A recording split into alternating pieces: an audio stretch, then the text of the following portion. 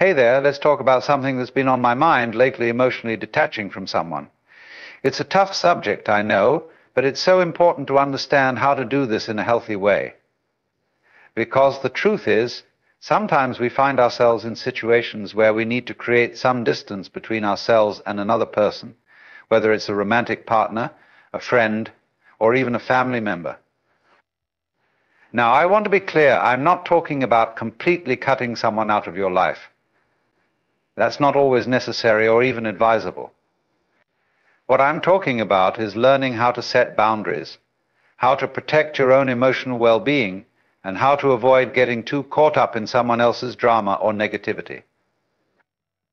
So let's dive in. The first rule of emotionally detaching from someone is to recognize when it's necessary. This can be tricky because our emotions can cloud our judgment. We might feel loyal to someone even when they're treating us poorly. We might feel guilty about pulling away even when it's the healthiest thing for us to do. But here's the thing: you have to trust your gut.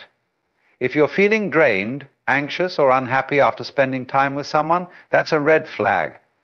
If you're constantly making excuses for their behavior or trying to fix their problems, that's another sign that you might need to step back. The second rule is to set clear boundaries. This means communicating your needs and expectations clearly and firmly. It might mean saying no to certain requests or invitations. It might mean limiting the amount of time you spend with someone or the topics you're willing to discuss with them.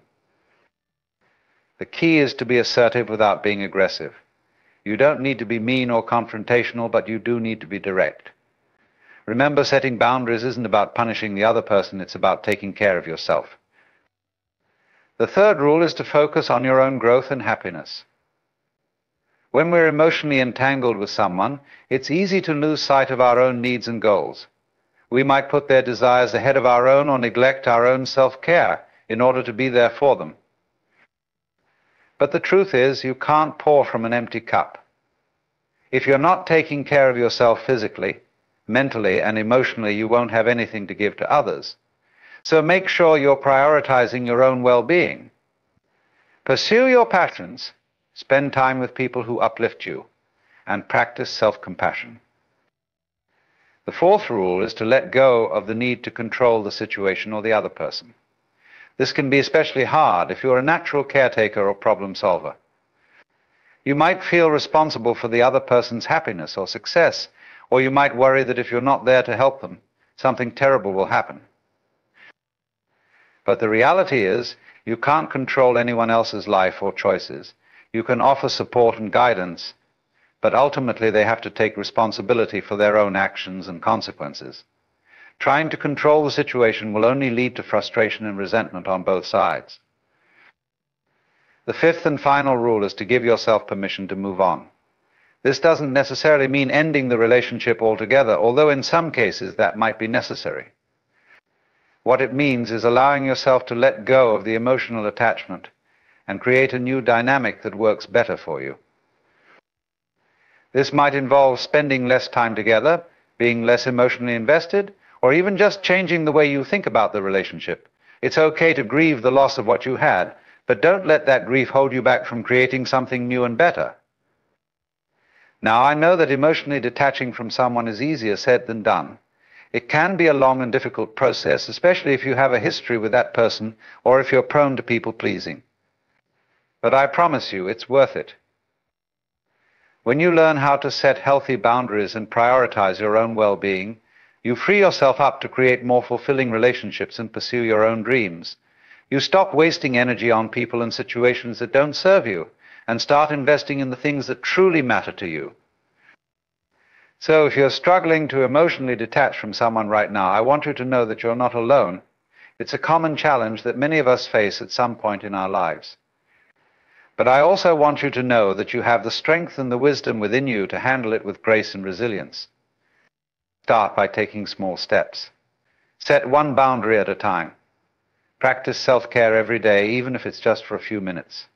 Surround yourself with people who support and encourage you. And most importantly, be patient and compassionate with yourself. Remember, emotionally detaching from someone doesn't mean you're heartless or uncaring. It means you're wise enough to know when a relationship is no longer serving you, and brave enough to do something about it.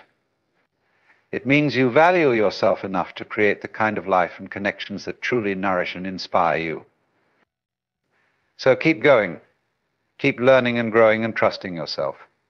And know that on the other side of this challenge lies a whole world of possibility and joy. You've got this, and you deserve nothing less than the very best.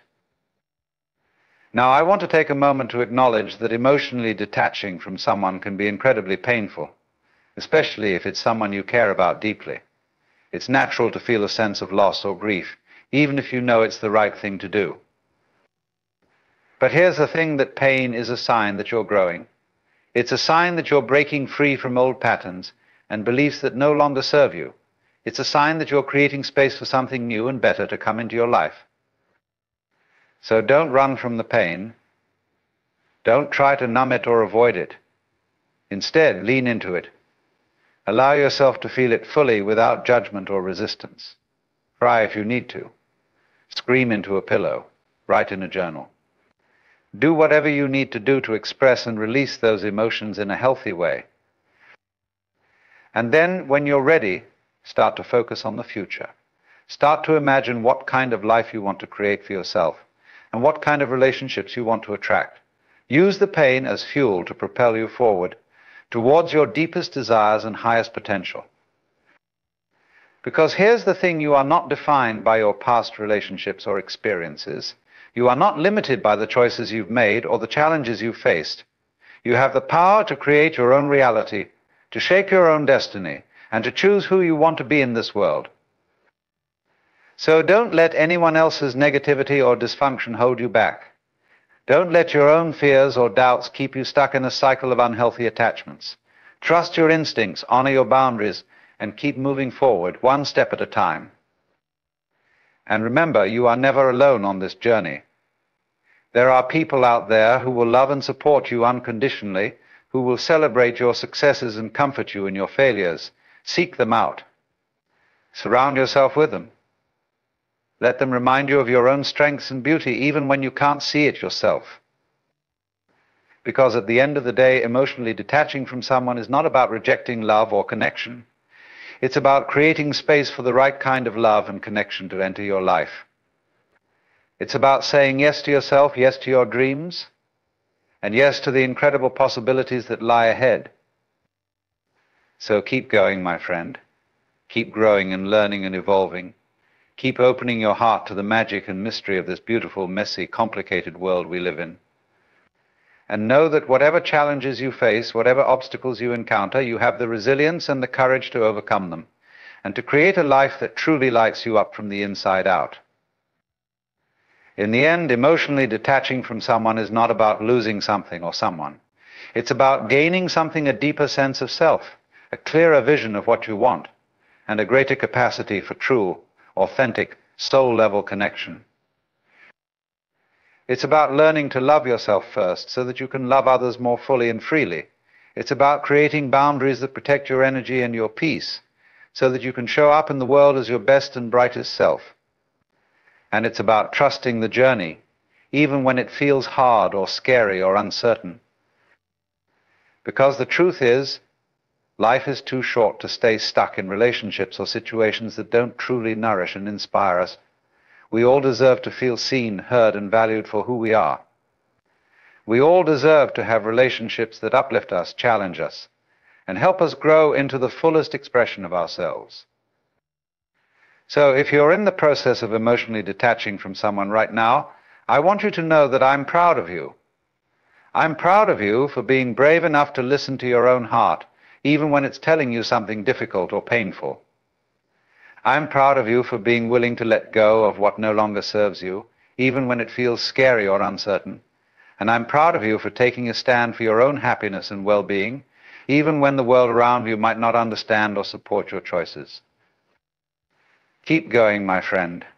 Keep trusting yourself, keep honoring your own needs and desires, and keep moving forward with courage and conviction. Because on the other side of this challenge lies a whole new world of possibility, a world where you get to create the kind of life and love that truly sets your soul on fire.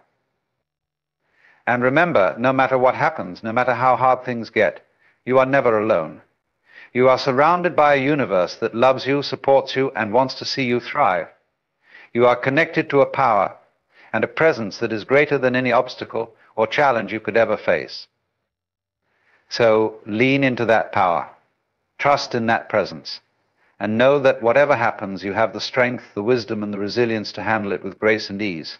You've got this, my friend, and I'm cheering you on every step of the way. It's important to remember that healing is not a linear process. There will be days when you feel strong and empowered, and there will be days when you feel sad, angry, or confused. There will be moments when you question your decision, and moments when you feel more certain than ever that you're doing the right thing. And that's okay. That's all part of the process. The key is to keep moving forward, even when it feels hard or uncomfortable. To keep showing up for yourself, even when you don't feel like it. And to keep believing in your own worth and value, even when others might try to convince you otherwise. One of the most important things you can do as you navigate this process is to surround yourself with a strong support system. This might include friends, family members, or even a therapist or counselor who can offer guidance and perspective. It's okay to lean on others for help and support when you need it. In fact, it's a sign of strength and courage to do so. But it's also important to remember that your healing is ultimately up to you.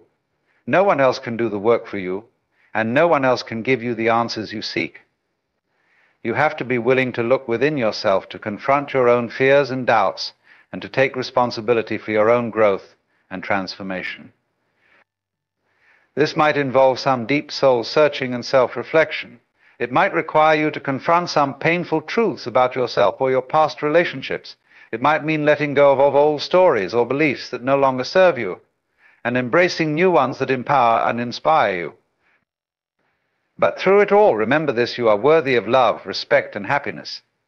You deserve to be treated with kindness, compassion, and understanding. And you have the power within you to create the kind of life and relationships that truly fulfill you, no matter what anyone else might say or do. So keep going. Keep learning and growing and evolving. Keep surrounding yourself with people and experiences that lift you up and make you feel alive. And most importantly, keep believing in yourself and your own inherent worth and value. Because the truth is, emotionally detaching from someone is not just about letting go of them, it's about making space for something new and better to come into your life. It's about creating room for growth, for joy, for love, and for all the incredible possibilities that await you on the other side of this challenge. And as you do this work, as you continue to heal and transform and evolve, remember that you are not alone. Remember that there are countless others who have walked this path before you, who have faced their own struggles and challenges and come out the other side stronger, wiser, and more resilient than ever. Draw strength from their stories. Learn from their examples. And know that whatever happens, whatever challenges you face, you have the power within you to overcome them and to create a life that truly lights you up from the inside out. So keep going, my friend. Keep shining your light, keep spreading your love, and keep believing in the incredible power and potential that lies within you. The world needs your unique gifts and talents, and there is so much beauty and magic waiting for you on the other side of this journey. Trust the process. Trust yourself. And know that no matter what happens, you are always, always worthy of the very best that life has to offer. You've got this, and I'm cheering you on every step of the way. As you continue to emotionally detach from someone, it's important to remember that this process is not about erasing them from your life entirely. It's not about pretending they never existed or denying the impact they had on you. Rather, it's about finding a new way to relate to them, one that honors your own needs and boundaries while still allowing for compassion and understanding. This might mean setting clear limits on how much time you spend together or what topics you're willing to discuss. It might mean learning to communicate in a more assertive and self-protective way. Or it might mean simply changing the way you think about the relationship and the role it plays in your life. Whatever form it takes, remember that emotionally detaching from someone is ultimately a way of caring for yourself. It's about recognizing that your own well-being and happiness matter, and that you have the right to prioritize them in your life. And as you do this, as you learn to put yourself first and set healthy boundaries, you might find that other areas of your life start to shift and change as well. You might find yourself attracting new people and opportunities that align with your values and goals. You might discover new passions or interests that light you up from the inside out. And you might start to see yourself in a whole new light as someone who is strong, capable, and deserving of all the love and joy that life has to offer. So keep going. Keep exploring and experimenting and taking risks. Keep pushing yourself out of your comfort zone and embracing new challenges and adventures. And above all, keep believing in yourself and your own inherent worth and value. Because the truth is, emotionally detaching from someone is not the end of the story, it's just the beginning of a whole new chapter. A chapter where you get to be the hero of your own journey, the creator of your own destiny, and the architect of your own happiness. And as you step into this new chapter, remember that you are not defined by your past relationships or experiences. You are not limited by the opinions or expectations of others. You are a unique and precious soul with your own special gifts and talents to offer the world. So let your light shine, let your voice be heard, and let your heart lead the way, even when the path ahead feels uncertain or unclear. Trust that the universe has your back, and that everything is unfolding exactly as it should. And above all, remember this: you are loved, you are valued, and you are worthy of all the incredible blessings that life has in store for you. So keep going, my friend. Keep growing and learning and evolving. And know that no matter what happens, you have the strength, the courage, and the resilience to handle it with grace and ease. You've got this, and I'm cheering you on every step of the way.